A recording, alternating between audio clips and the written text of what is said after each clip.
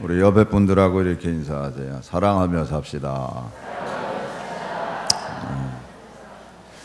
사랑하며 살자는 얘기는요, 우리가 너무나도 듣다 보니까 상투적인 말이 되어버려요. 사랑하며 사는 거 모르는 사람이 있습니까? 그런데 사랑하기는 하는데 이기적인 부분이 너무 많은 거예요. 자기 중심적인 사랑이에요. 성경이 가르쳐 주는 대로 또 예수님이 우리들에게 보여주신 그대로의 사랑을 실천하는 게 아니라 이기적인 사랑이에요. 우리가 딱 토를 달죠. 아이, 그거 인간인데 어떻게 하나님처럼 사랑할 수 있나? 그 말 속에는요, 전적인 하나님 말씀에 순종하겠다는 의지가 없어요. 예수님도 인간으로 이 세상에 오셨고, 그리고 죽으시기까지 순종하셨어요. 내가 어떤 경우에라도 내가 순종할 거야, 이제 이런 마음 가지고 가면은 순종이 돼요. 그런데 어떻게 인간이 그렇게 할 수 있어? 이런 어떤 부정적인 게 조금이라도 있으면요, 자기 합리화를 시키면서 갈 수밖에 없어요. 그게 우리 인간의 모습이기도 합니다. 여러분, 성경을 왜 읽어요? 답이 있어요. 성경에 아주 간단하게 답이 나와 있어요. 요한복음 5장 39절 다 같이 읽습니다. 너희가 성경에서 영생을 얻는 줄 생각하고 성경을 연구하거니와 이 성경이 곧 내게 대하여 증언하는 것이다. 이거에서 벗어나면 안 돼요. 성경을 왜 읽나? 예수님을 알려고. 그러니까 예수님을 왜 하나? 영생 얻으려고. 왜 예수 믿나? 병 날려고. 왜 예수 믿나? 축복 받으려고. 왜 예수 믿나? 사업 잘 되려고. 자녀 요번에 꼭 대학 들어가야 되니까. 뭐 이런 틀린 얘기는 아니에요. 왜? 하나님 복 주신다고 약속은 하셨으니까. 그런데 이건 두 번째 문제들이에요, 다. 첫 번째는요, 영생을 얻는 게. 성경을 왜 읽나? 예수님을 알고 예수님을 믿고 그 안에서 영생을 누리기 위해서 믿는 거예요. 다른 거 없어요. 영생이 얼마나 중요한지를 우리가 사실 알면 다른 게 다 필요가 사실 없는 거예요. 그런데 그거를 우리가 잘 모르고 때로는 그냥 당연한 것처럼 우리가 생각하니까 이 땅에 내가 잘 되고 잘 되는 것에 초점이 맞춰지는 거예요. 자연스럽게. 그 부분도 물론 잘 돼야 돼요.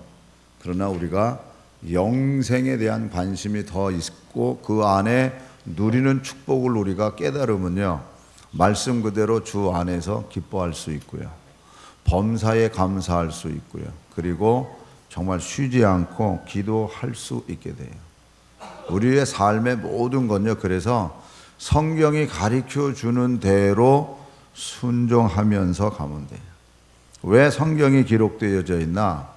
로마서 15장 4절에서부터 6절 다 같이 읽습니다.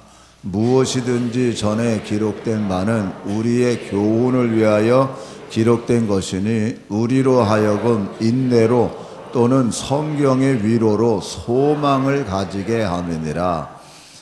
이제 인내와 위로의 하나님이 너희로 그리스도 예수를 본받아 서로 뜻이 같게 하여 주사 한 마음과 한 입으로 하나님 곧 우리 주 예수 그리스도의 아버지께 영광을 돌리게 하려 하노라. 그러니까 한 마음과 한 입으로 하나님께 영광 돌리게 하기 위해서예요. 그래서 이 성경은요, 너희들이 한 세례를 받았고 한 음식을 먹었고 한 생수를 마시고 이렇게 가르쳐줘요. 그래서 너희들이 한 마음과 한 입으로 하나님 앞에 영광 돌리게 하기 위함이라고 가르쳐줍니다. 그러니까 성경의 모든 사건과 기록된 목적은 우리에게 교훈을 주는 것이고 그 교훈 속에서 예수님이 누구라는 걸 더 확실히 알고 그리고 영원한 영생에 대한 초점을 가지고 달려가게 하는 게 하나님의 말씀입니다. 그래서 옆에 분하고 이렇게 인사하세요. 말씀대로 삽시다. 네. 지난 시간에 다윗 가정에 일어난 사건을 이야기했습니다. 잠깐 반복하면 다윗의 장자 암논이 이복 여동생인 다말을 이렇게 못된 짓을 했어요. 그리고서는 그러면 자기가 좀 더 귀하게 여기고 소중히 여겨야 되잖아요. 그런데 그렇지 않고 아주 천하게 내쫓았어요. 그러니 그 오빠가 어떻게 생각하겠어요? 오빠가 압살롬이거든요. 압살롬이요 2년을 준비를 해요. 암논을 죽이려고. 그냥 홧김에 후다닥 찾아가가지고 죽이고 그런 짓 하지 않아요. 2년을 준비하면서 형제를 다 모아서 잔치를 베풀어요. 그리고 그 자리에서 암논을 죽여버립니다. 그리고 도망가요. 압살롬은요 이렇게 치밀한 사람이에요. 계획적인 사람이에요. 도망갔어요. 다윗이 사실 압살롬을 참 사랑해요. 15장에 가서 보면 압살롬이 얼마나 잘생기고 지혜롭고 그런지 이렇게 자세히 잘 나와 있어요. 그래서 3년 동안 피해 있는 그 압살롬에 대한 마음이 있어요. 그래서 잡아다가 죽이질 않는 거예요. 원래 율법은 뭐예요? 사람을 죽이면 잡아다가 죽이는 게 율법이잖아요. 그러니까 율법을 행하지도 않고 그러고 있어요. 그런 거를 이제 그 부하인 장군이 드고와 여인에게 지혜를 줘요. 그러면서 이제 드고와 여인이 와가지고 왕 앞에서 나는 일찍이 과부된 여자로서 두 아들이 있는데 두 아들이 밭에서 일을 하다가 서로 다투다가 잘못해서 형의 동생을 죽였습니다. 그러니까 동네 사람들이 살인을 했기 때문에 그 살인한 형을 죽이겠다고 내놓으라고 합니다. 저는 남편도 잃어버렸고 이 큰아들마저 잃어버리면 우리 집에 씨가 없습니다. 우리 집안이 완전히 망합니다. 그러니까 왕이요 제발 선처를 해달라 그래. 그러면서 뭐 하소연을 얼마나 했겠습니까? 그러니까 애처로운 마음도 들고 다윗이 그러니까 너를 해하지 못하게 내가 만들겠다. 어떻게 믿습니까? 내가 하나님의 이름으로 약속할게. 너를 절대로 손대지 못하게 할 거야. 그러니까 그 말을 들으면 얼마나 기분이 좋습니까? 그런데 이 여자가 왕 앞에 이렇게 얘기를 하는 거죠. 이렇게 결정 내린 게 왕의 생각입니까?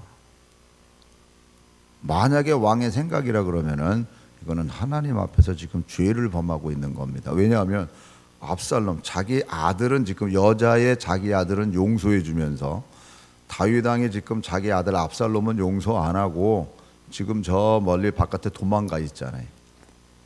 그러니까 하나님에게 어긋난 겁니다. 그러면서 이 여인이 이런 말을 해요. 사무엘하 14장 14절 다 같이 읽습니다.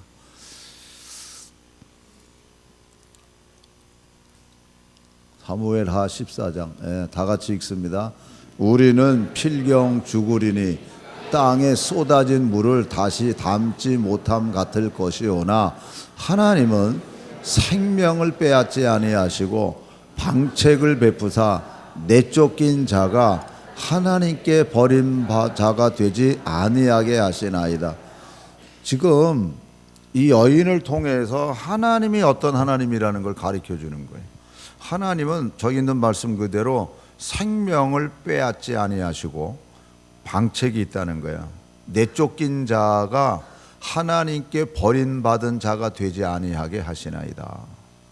그러니까 이 말 속에서 압살롬을 불러오라는 소리예요. 사실은 율법으로는 죽여야 되잖아요. 그런데 당신은 죽이지도 않고 가만히 방치해두고 지금 자기 여자 입장에서 자기 사정은 들어줘서 아들은 살려준다고 하는데 이게 얼마나 모순된 얘기냐는 거예요. 그러니까 당신이 결정한 그대로 아들을 데려오라는 의미가 담겨져 있는 겁니다. 우리가 하나님 앞에서요 날마다 죄인이라고 하는 그 고백 속에서 살아가야 되는 그 이유가요, 우리는 의인이 아닙니다, 여러분. 우리는 의인이 아니에요. 죄인이지. 그래서 어떻게 보면 내쫓긴 자예요. 그런데 하나님께서는 내쫓겼다고 만들지 않으시는 하나님. 그래서 우리는 그 하나님 안에서 믿음을 가지고 나아가는 자가 되면 돼요. 탕자의 비유에서 하나님이 어떤 하나님이신지 신약에서 잘 가르쳐 주잖아요. 뭘 따지시던가요? 아니요. 내가 아버지 집에 잘못했고 나를 종으로라도 써주세요라고 그 겸손한 마음으로 돌아오면 돼요. 그게 아버지에 대한 마음이고 아버지를 사랑하는 마음이에요. 그걸 사도 바울이 로마서에서 이렇게 가르쳐줘요. 로마서 8장 28절 다 같이 읽습니다. 우리가 알거니와 하나님을 사랑하는 자 곧 그의 뜻대로 부르심을 입은 자들에게는 모든 것이 합력하여 선을 이루느니라. 여기서 하나님을 사랑하는 자, 하나님을 사랑하세요? 다 사랑한다 그러실 거예요. 그러면요, 결론이에요. 먼저 결론부터 얘기할게요. 하나님을 사랑하는 자는요, 내가 없는 자예요. 나는 없고 나는 그리스도의 십자가에 못 박혀 죽었고 내가 없고 내 안에 그리스도께서 계시다는 것을 고백하는 사람이 하나님을 사랑하는 자예요. 나도 있고 내가 하나님을 사랑하고, 아니요, 나는 진짜 하나님을 사랑하는 사람은 나는 없고요.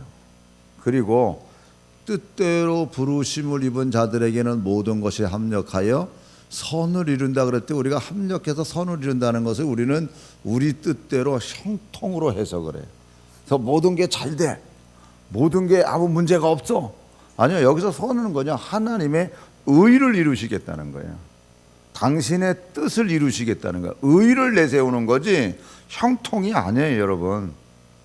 진짜 우리가 하나님을 사랑하고 그의 뜻대로 부르심을 입은 자들을 통해서 하나님께서는요, 당신의 의를 드러내시는 거예요. 그런 우리들이 되려고 그러면요, 나는 없고 주님만 계십니다. 이게 항상 우리 몸에 젖어 있어야 된다는 거. 아멘. 그래서 우리는 하나님의 말씀대로 순종하며 나갈 때 하나님께서 우리 안에 성령으로 당신의 말씀을 생각나게 하시고 그리고 순종하게 하시는 하나님이십니다. 그래서 우리는 하나님의 말씀대로 살아야 돼요. 그게, 하나님은 어떤 하나님이세요? 사랑의 하나님이라 그러잖아요. 또 용서의 하나님이시기도 해요. 그래서 용서와 사랑을 하면서 우리는 살아가야 돼요. 옆에 분들하고 이렇게 인사하세요. 용서하며 사랑하며 삽시다. 아멘. 네, 용서하고 사랑하면서. 이게 사랑한다 그러면 용서가 가게 돼 있어요. 용서하는데 사랑을 안 한다. 우리는 이게 두 바퀴예요. 용서와 사랑이 이게 같이 굴러가게 돼 있는 겁니다. 그러니까 이 다윗 왕이 여인의 말을 듣고 압살롬을 불러요. 그래서 압살롬이 3년 만에 돌아옵니다. 아버지 앞에 돌아와요. 그러면은 아버지가 뭐 얼싸안을 수는 없잖아요. 자기 큰 아들을 죽인 또 아들인데 자기 집안에 일어난 것에 아픔이 있잖아요. 하지만 아들을 불렀기 때문에, 압살롬아, 너는 살인자야. 뭐 형을 죽였으니 살인자 아니에요?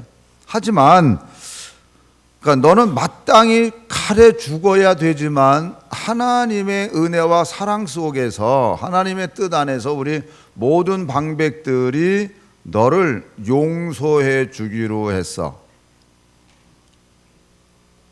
그러니까 하나님의 풍성한 은혜 가운데서 내가 용서함을 받아서 이제는 내 앞에서 그 죄를 정말 갚으면서 성실하게 살아라.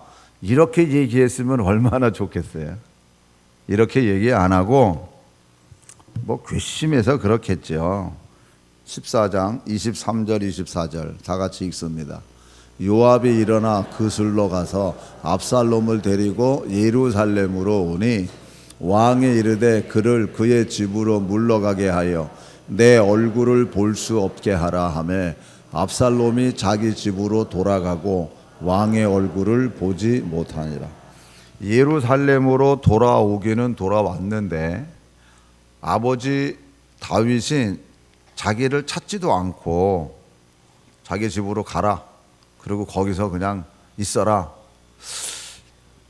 용서를 해준 건지 용서를 안 해준 건지, 예루살렘으로 돌아오라고 한 것은 용서해 준 것 같은데 확실하게 용서를 한 것 같지도 않아요. 왕이 쳐다보지도 않고 자기 아버지가 오지도 못하게 하고. 여러분, 용서를 받으려 그러면 확실하게 용서를 받아야 돼요. 그래야 자유가 있어요.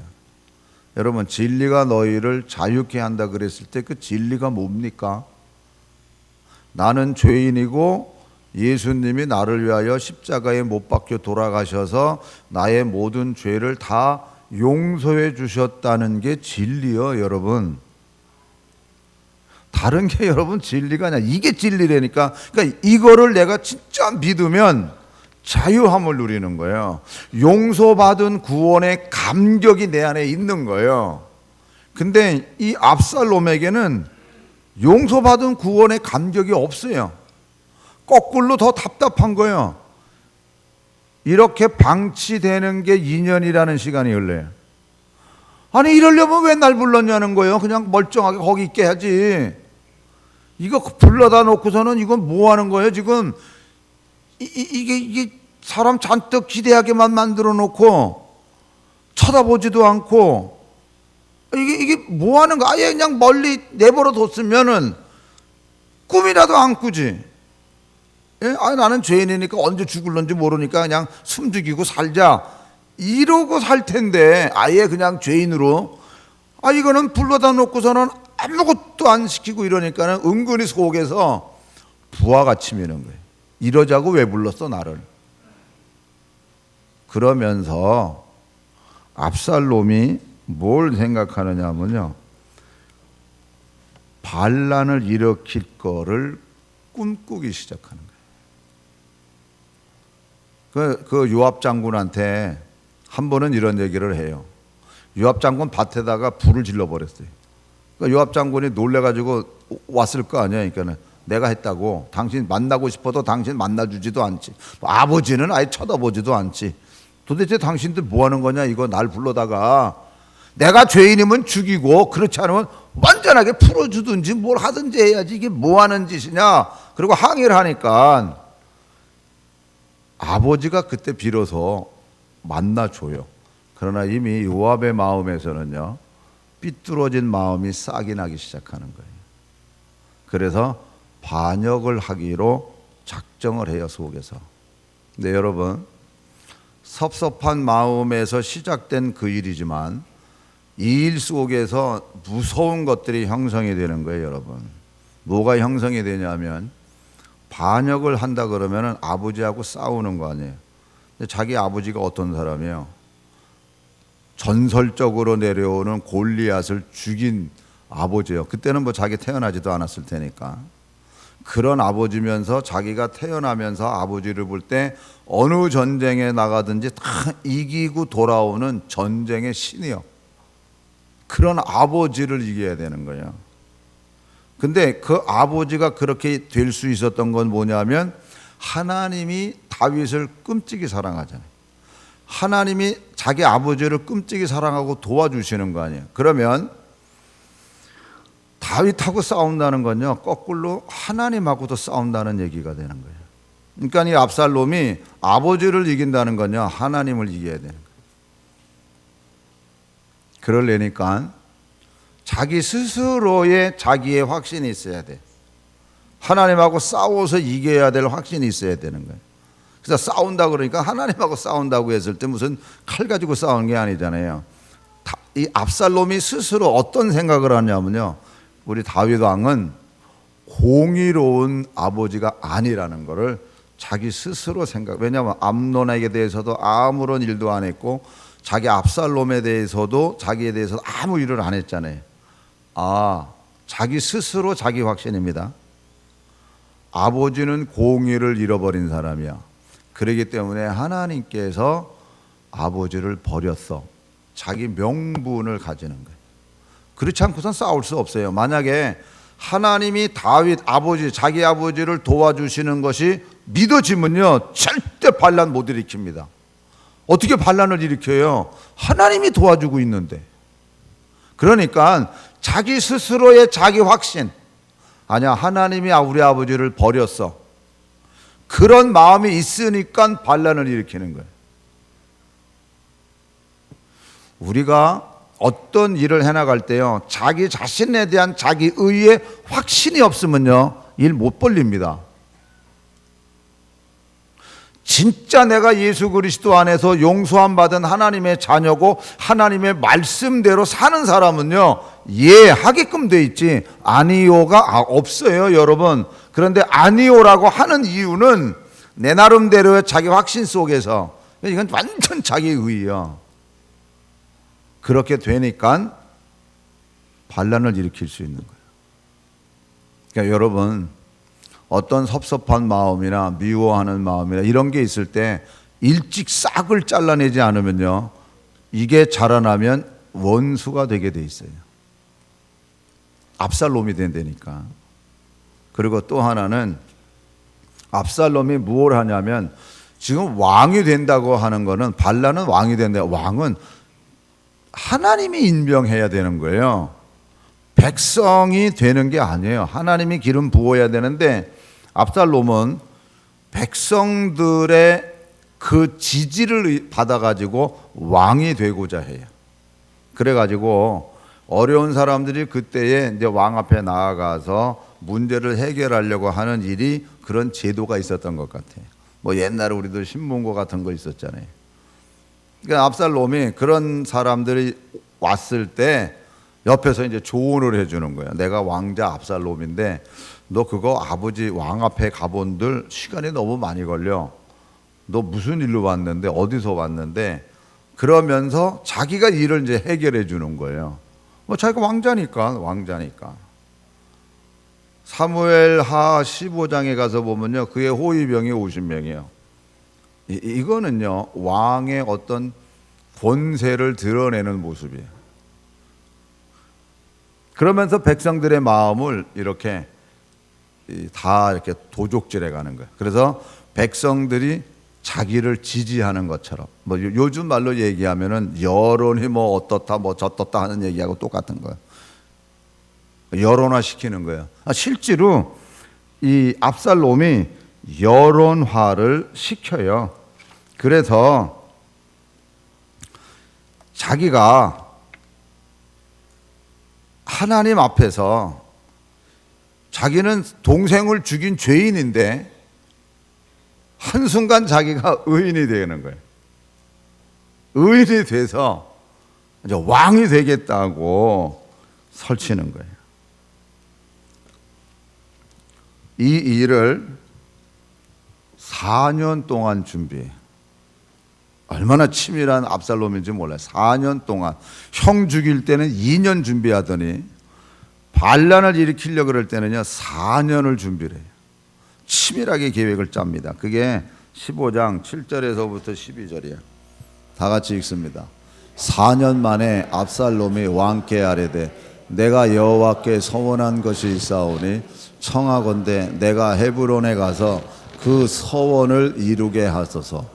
당신의 종이 아람 구술에 있을 때에 서원하기를 만일 여호와께서 반드시 나를 예루살렘으로 돌아가게 하시면 내가 여호와를 섬기리이다 하였나이다. 왕이 그에게 이르되 편안히 가라 하니 그가 일어나 헤브론으로 가니라.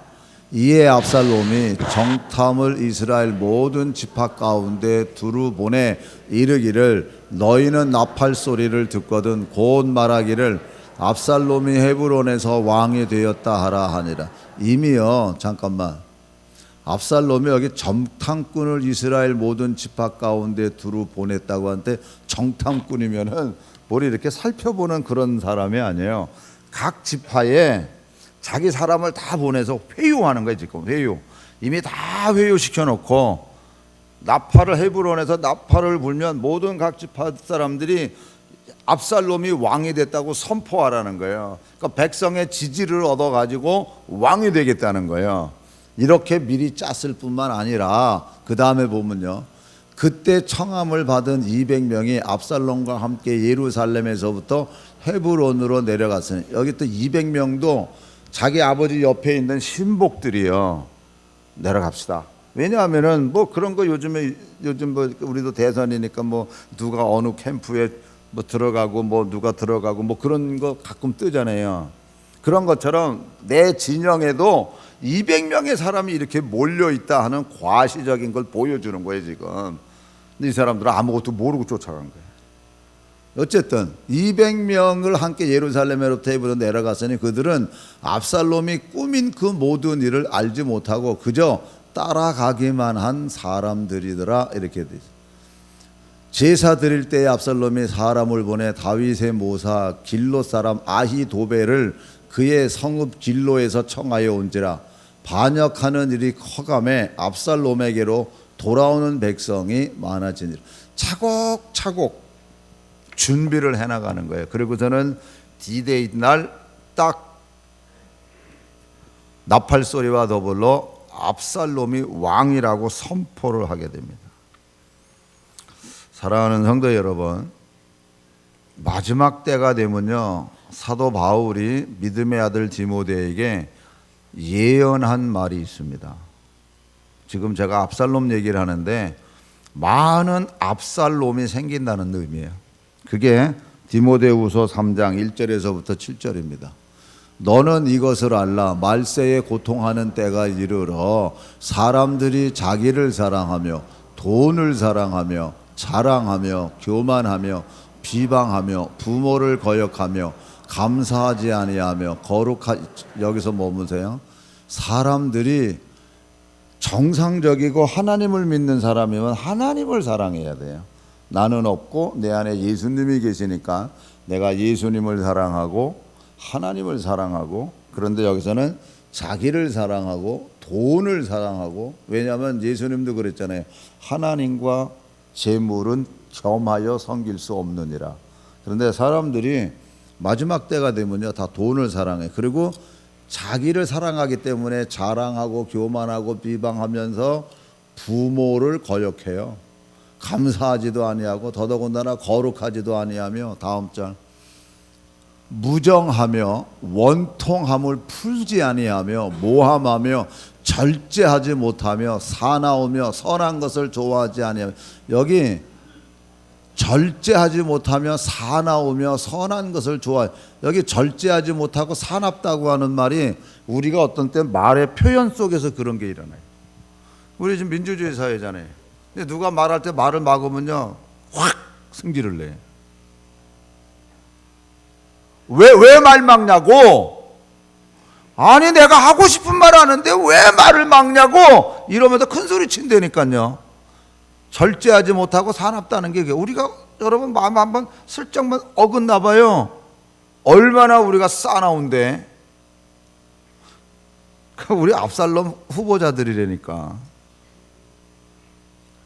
서원한 마음, 미워하는 마음, 원망하는 마음, 비평하는 마음이 없어지기 전까지는요 압살롬 될 가능성이 우리에게 다 있는 거예요. 왜냐하면 마귀가 우리를 또 속에서 부추기기 때문에 그래요. 다음 거 볼게요. 배신하며 조급하며 자만하며 쾌락 사랑하기를 하나님 사랑하는 것보다 더하며 경건의 모양은 있으나 경건의 능력은 부인하니 이 같은 자들에게서 네가 돌아서라. 그들 중에 남의 집에 가만히 들어가 어리석은 여자를 유인하는 자들이 있으니 그 여자는 죄를 중히 지고 여러 가지 욕심에 끌림 받아요. 항상 배우나 끝내 진리의 지식에 이를 수 없느니라. 열심히 배우러 뭐 성경 공부 배우러 다닌다 그러고 뭐 뭘 열심히 배우는데 진리에 이르지를 못한다, 이렇게 되어 있습니다. 제가 이 말씀의 예언의 현장을 제가 봐요. 지금 제가 어쨌든 막차 탔어요. 노회 재판부에 제가 재판국장이에요. 재판국장.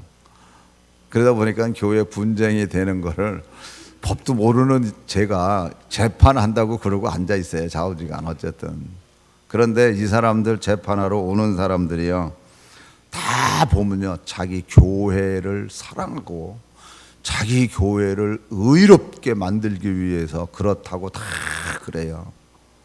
지금 교회를 말아먹고 있는 게 누군데, 지들 때문에 이게 지금 거의 한 10년 가까이 되어 오면서 그냥 여지껏 왔기 때문에요, 교회 어지간한 성도들 그냥 아우 싫어, 이런 거 싫어, 이런 사람 이미 다 떠났고 네 편 내 편 이거 갈라놓으면서, 심지어는 내 편이 많을 것 같으면은 재직해 열자 그러고, 그러면 상대편은 자기 쪽이 사람이 적을 것 같으니까 재직해 공동회에 서로 다 방해하는 거예요. 무슨 이런 결정을 못해요, 결정을. 이러면서 하는 소리가 뭐예요? 교회를 사랑한다는 거예요. 뭐 참, 지금 교회를 망가뜨리고 있는데, 그걸 제가 현장에서 봐요. 무려 거의 10년이 가까워요. 지금 교회가 지금 진짜 그 교회에 중간 어중간 좀 은혜 받으러 다니겠다는 사람들은 다 떠나고 없어요. 참, 압살롬이 너무 많은 거예요. 여러분, 내 마음에 섭섭함이 많으면은 내가 압살롬 될 가능성이 있고요, 내가 상대방을 섭섭하게 하고 때로는 용서하지 않고 다윗처럼 그렇게 행동을 한다 그러면 상대방을 압살롬으로 만들 수 있어요. 그렇기 때문에 옆에 사람하고 툭 치면서 이렇게 얘기하세요. 마음 좀 풀어. 네. 그리고 진짜 용서하고 사랑하면서 살아 하고 진짜 얘기해 주세요. 진짜 용서하면서 살아. 여러분, 그러려 그러면요, 우리에게도 명분이 있어야 돼요. 우리에게도 진짜 용서하고 사랑하면서 살려 그러면 우리에게 명분이 있어야 돼요. 어떤 명분인 줄 아세요? 몰라서 그랬으니까 용서해 주세요. 이게 우리 명분이 돼야 돼요. 이게 진짜 우리 마음에 이게 있어야 돼요. 몰라서 그런 거니까 용서해 주세요. 알고 그렇게 된 걸 내가 인식하면요, 열나요, 열나. 아니 아니 그렇게 그럴 수 있어? 알면서 어떻게 그럴 수 있어? 이래가지고 열오른다니까.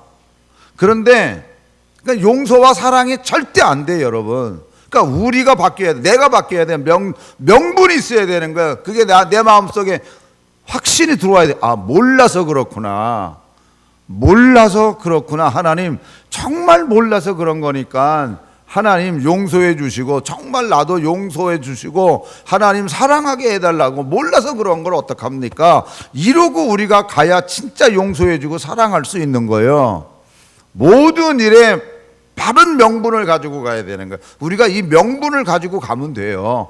주님도 그랬고 스데반도 그랬고 믿음의 선배들이 다 그랬기 때문에 우리도 이 명분이 분명해야 돼요. 사람이 명분 없이 움직이지 않거든요. 그런데 나의 압살롬처럼 나를 위한 자기 확신 속에서 그 일을 이루기 위한 내 욕심 속에서의 확신이면 이거는 깨지게 돼 있어요. 안 돼요. 될 것 같지만 절대로 안 돼요. 그러나 몰라서 그러니까 하나님 용서해 달라고 우리가 기도하며 나갈 때 내가 살고 가정이 살고 교회가 살고 이 나라가 살아요. 바르게 한다고들 다들 뭐 얘기한다 그러지만 사실 쓸만한 인간 지금 하나도 없어요. 그게 그렇게 되는 게 아니거든요. 우리들은 하나님 앞에서 지금 우리 사순절 기간이에요. 사도 바울이 날마다 내가 내 자신을 쳐서 복음에 복종시키는 자가 된다고 하는 것처럼 이 사순절 기간 속에 진짜 나를 치세요. 그래서 궁극적으로 주님의 십자가 안에서 내가 죽었고 그래서 나는 없고 내 안에 주님이 계십니다라고 진정한 이 고백이 내 고백이 돼야 되는 거예요. 바울의 고백이 되면 아무 소용없어요. 그게 내 고백이 돼요. 그래서 내가 지금 살아가는 이유는 나를 사랑하사 자기 자신을 버리신 그 하나님의 아들을 믿는 내가 믿음으로 살아가는 거라고. 아멘. 이 고백이 돼야 정말 이 땅에 새로운 역사가 일어나게 되는 거예요. 그렇지 않으면요, 저도 그렇고 여러분들도 그렇고 압살롬이 되든지 아니면 압살롬을 양산해 내든지 어쨌든 그럴 가능성이 너무나도 많은 조건 속에 우리가 있어요. 이거를 뒤집고 하나님이 원하는 것으로 되는 그 길은 나는 없고 오직 내 안에 주님만 계십니다. 이 고백 속에서 어떤 말을 들어도 우리가 거기에 반응을 하는 게 아니에요. 어떤 말을 들어도 반응하는 게 아니에요. 주님, 몰라서 그래요. 그리고 하나님 더 나를 깨닫게 해주시고, 아까 읽은 말씀 속에 인내 속에서 그리스도 안에서 소망을 가지게 한다고 분명히 가르쳐주고 있거든요. 오늘 저와 여러분들이 특별히 사순절 기간 속에서 내 자신을 더 치세요. 더 치시고, 그리고 진심으로 나는 없고 주님만이 내 안에 계십니다. 그러면요, 말씀 그대로 무슨 독을마다 먹어도 해를 받지 않는다는 말씀이 내 삶 속에서 열매로 나타나고 그 열매가 성령의 열매화 되어지는 거예요. 할렐루야. 정말 나는 없고 주님만 계시다는 이 고백 속에서 서로 용서하면서 사랑하면서 살아가기를 주님의 이름으로 축원합니다. 기도하겠습니다.